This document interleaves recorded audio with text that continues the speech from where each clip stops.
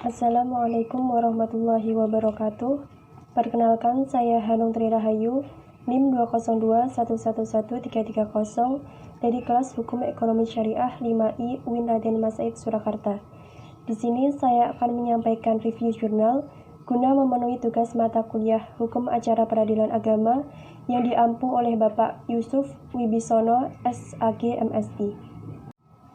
Sebelumnya, saya akan membacakan identitas jurnal yang akan saya review.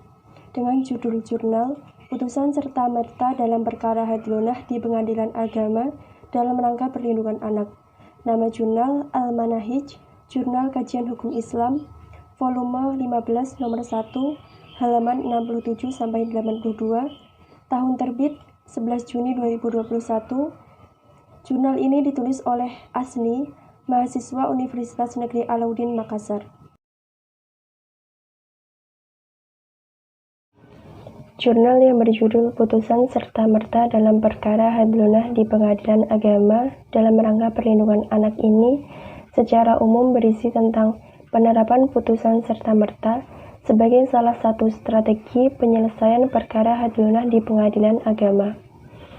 Pada bagian abstrak dan kata kunci, penulis menyajikan dalam dua bahasa, yaitu bahasa Inggris dan bahasa Indonesia. Secara keseluruhan, isi dari abstrak ini telah menjelaskan garis besar dari topik yang akan dibahas pada bagian pembahasan, yang berupa penjelasan singkat putusan serta-merta, pendekatan penelitian, dan hasil pengajian. Pada bagian kata kunci, penulis menggunakan 5 kata kunci, yaitu putusan serta-merta, hak asuh anak, strategi hukum, perlindungan anak, dan kemaslahatan masyarakat. Pada bagian pendahuluan, penulis telah memberikan sedikit gambaran mengenai hak asuh anak beserta penelitian terdahulu yang digunakan. Pada bagian awal, penulis menjelaskan opininya mengenai peran penegak hukum dalam perlindungan anak yang masih belum optimal, yang mana dalam melaksanakan tugasnya, para penegak hukum dinilai masih mengabaikan hak anak terutama dalam putusan pengadilan. Penelitian terdahulu yang digunakan yaitu penelitian mengenai lembaga perlindungan dan penegakan HAM dan studi hak asuh anak pasca perceraian. Berdasarkan studi penulis mengenai putusan hakim di beberapa negara, mereka cenderung menetapkan hak asuh anak bersama bagi kedua orang tua atau orang tua yang lebih dominan dalam pengasuhan. Tujuan penulisan jurnal ini adalah untuk mengetahui bagaimana pengaturan putusan serta-merta di peradilan Indonesia dan bagaimana peluang penerapan putusan serta-merta dalam perkara hadlonah di Pengadilan Agama ditinjau dari perspektif perlindungan anak dan prinsip-prinsip kemaslahatan dalam hukum Islam. Pendekatan yang digunakan yaitu pendekatan normatif yuridis dan pendekatan sosiologis yuridis. Penelitian ini menggunakan studi kepustakaan dan wawancara dengan hakim pengadilan agama. Pada bagian pembahasan, penulis membagi subpokok bahasan menjadi 4 bagian, yaitu yang pertama, perlindungan anak perspektif hukum positif dan hukum Islam. Pada bagian ini, penulis terlebih dahulu menerangkan definisi anak menurut undang-undang, yaitu seorang yang belum mencapai usia 12 tahun dan termasuk yang masih dalam kandungan. Sedangkan dalam Undang-Undang Perlindungan Anak, yang dimaksud perlindungan anak adalah segala kegiatan untuk menjamin dan melindungi hak-hak anak agar tetap hidup, tumbuh, berkembang, dan berpartisipasi secara optimal sesuai dengan harkat dan martabat kemanusiaan, serta mendapat perlindungan dari kekerasan dan diskriminasi. Dalam pasal 20 Undang-Undang Perlindungan Anak ditegaskan bahwa negara, pemerintah, masyarakat, keluarga, dan orang tua berkewajiban dan bertanggung jawab dalam penyelenggaraan perlindungan anak. Selanjutnya, penulis menjelaskan mengenai perlindungan anak dalam hukum Islam yang dikatakan jauh lebih mendalam dan komprehensif. Islam menempatkan anak sebagai salah satu unsur yang harus dilindungi dalam maqasid al-syariah. Dalam hukum Islam, perlindungan anak terkait erat dengan peran dan tanggung jawab keluarga dalam membesarkan anak, yang mana Islam menempatkan hak-hak anak sebagai kewajiban orang tua dan sebaliknya. Perlindungan anak dalam Islam pasca perceraian disebut dengan hadlonah. Dalam fikih Islam dijelaskan bahwa ibu lebih berhak atas hak asuh anak yang masih kecil selama tidak ada halangan.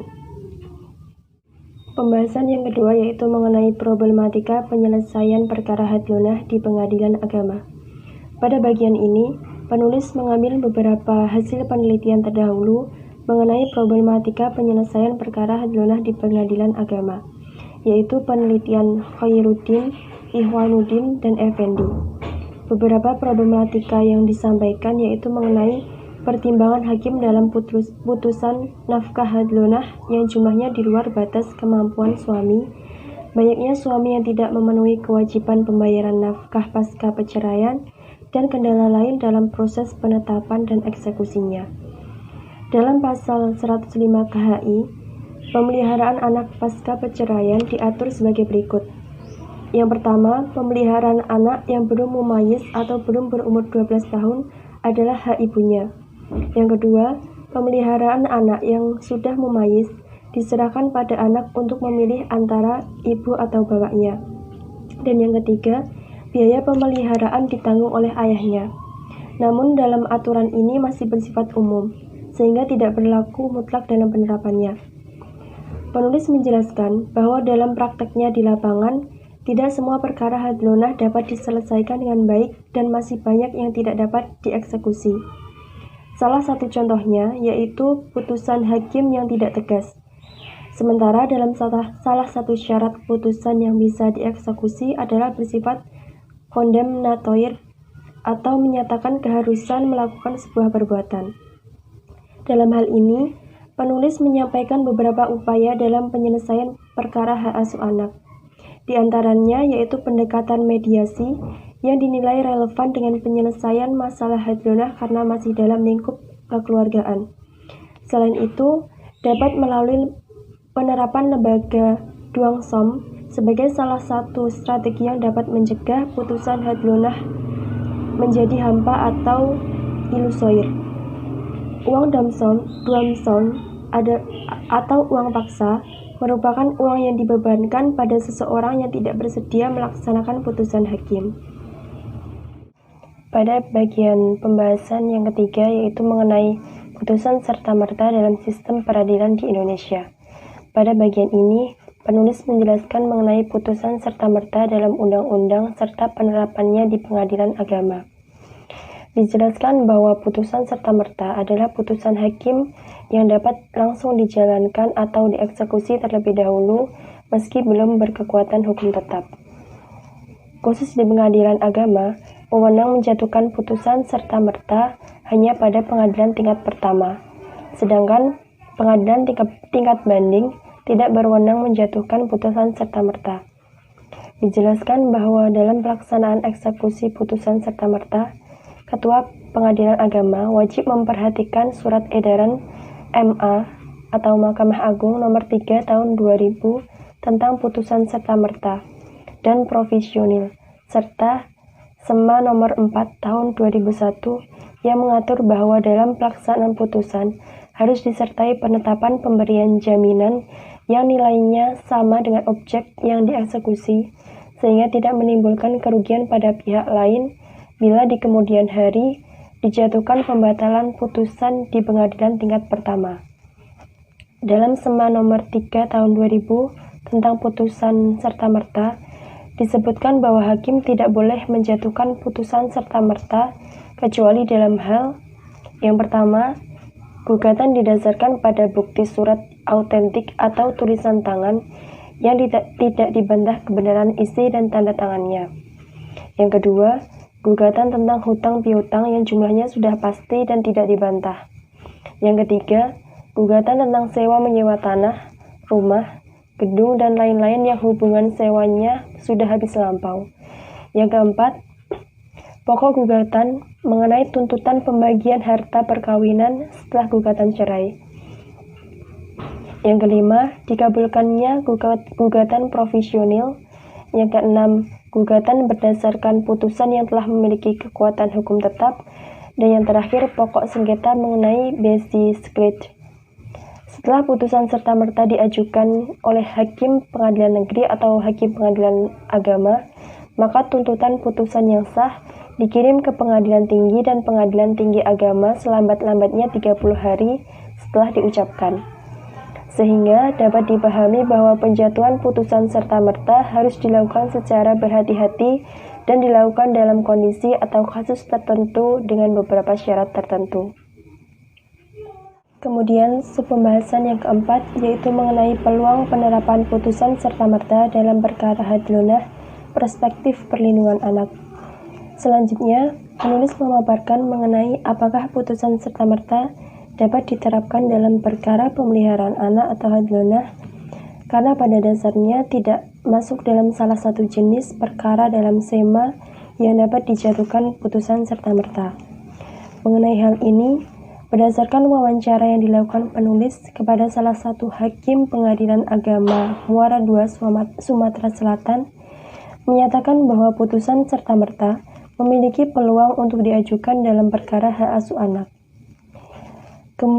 Kemudian hakim akan mempertimbangkan dan menggali secara mendalam sebuah putusan apakah akan dipenuhi atau tidak. Berkaitan dengan perlindungan anak, maka hakim harus merujuk pada aturan undang-undang dan putusan harus didasarkan pada perlindungan kepentingan terbaik bagi anak, termasuk kemungkinan akan mengabulkan putusan serta-merta bila memungkinkan. Hakim juga harus mempertimbangkan adanya kemungkinan bila tidak mengabulkan putusan serta-merta, misalnya anak akan dibawa lari, pendidikannya akan terbengkalai, atau kondisi kejiwaannya tidak akan stabil. Hal ini akan menghambat pertumbuhan anak. Jika dikaitkan dengan hukum Islam, hal ini berkaitan dengan pentingnya pemeliharaan keturunan dan perlunya mencegah kemudorotan daripada meraih kemaslahatan. Sehingga jika dikhawatirkan menimbulkan kemudorotan, maka menurut penulis, sudah seharusnya hakim menjatuhkan putusan serta-merta. Pada bagian pembahasan, penulis menjelaskan secara rinci mengenai konsep perlindungan anak, serta pelaksanaan putusan serta-merta di Pengadilan Agama.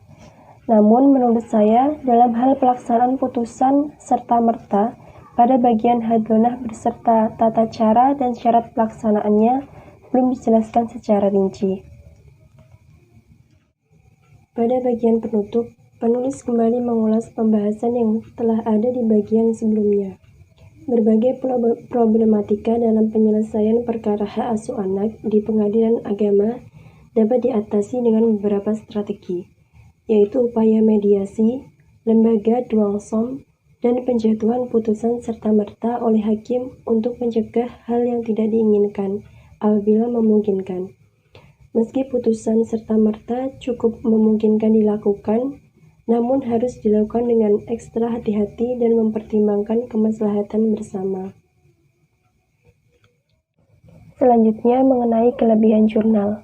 Menurut saya, kelebihan jurnal ini diantaranya yaitu teori yang disampaikan oleh penulis sudah cukup rinci dan jelas, serta dikuatkan dengan beberapa pasal dalam undang-undang dan dasar hukum dari KHI dan SEMA.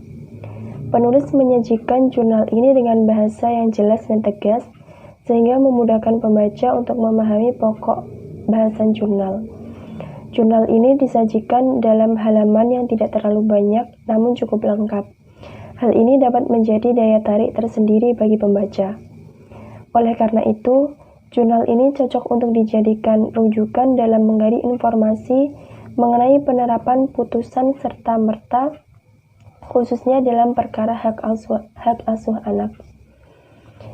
Kemudian mengenai kekurangan jurnal, dalam hal ini menurut saya penulis kurang lengkap dalam menyampaikan keseluruhan isi dari jurnal.